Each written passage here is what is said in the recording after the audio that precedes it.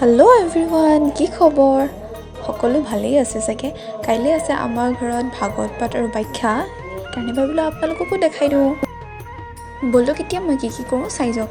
এয়া চাকি, প্ৰথমতে ধুই ল'লোঁ চাকিখিনি, যিহেতু কাইলৈ জ্বলাব লাগিব। তাৰপাছত খুৰা আৰু বৰ্তাহঁতে ইয়াত থাপনাৰ কাৰণে জেগা ঠিক কৰি থাপনা যে মচি আছে সেয়া মোৰ দেউতা।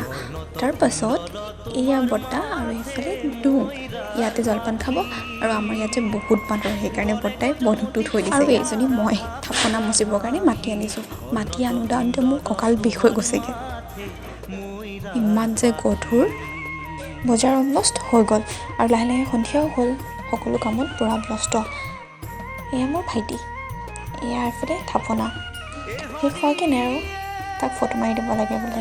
আৰু এয়া আমাৰ আইতা, কাম কৰি কৰি ভাগৰ লাগিছে বোলে, এতিয়া চাহৰ জুতি লৈছে। লগতে ময়ো চাহৰ জুতি লৈছোঁ। আৰু এয়া বা পলিথিন খুচৰি খুচৰি মালপোৱা হিচাপ কৰিছে। বৰমা চাহ দিয়াত পূৰা ব্যস্ত। আজি ৰাতি বইল খাব, সেইকাৰণে মায়ে চব্জি উলিয়াই দিছে। চব্জি কাটিব লাগে বোলে। অলৰেডি ভণ্টি আৰু মোৰ চব্জি কাটি হৈ গ'ল, এতিয়া খাবহে লাগে আৰু। চব্জি মই অলপ বেছিয়ে কাটিলোঁ নেকি, মোৰ আঙুলিটো একদম ক'লা হৈ গ'ল, চব্জি কটা চিন যে। আৰু এইফালে বায়ে ভকতৰ কাৰণে গামোচা আৰু চেলেং চাদৰ পেকিং কৰি আছে। অলপ অলপকৈ আধাখিনি কামেই শেষ হ'ল। আৰু কাইলৈ দিনটোৰ কাৰণে আমি চবেই অপেক্ষা কৰি আছোঁ। আশা কৰোঁ কাইলৈ দিনটো যাতে ভাল হৈ যাওক। Bye bye.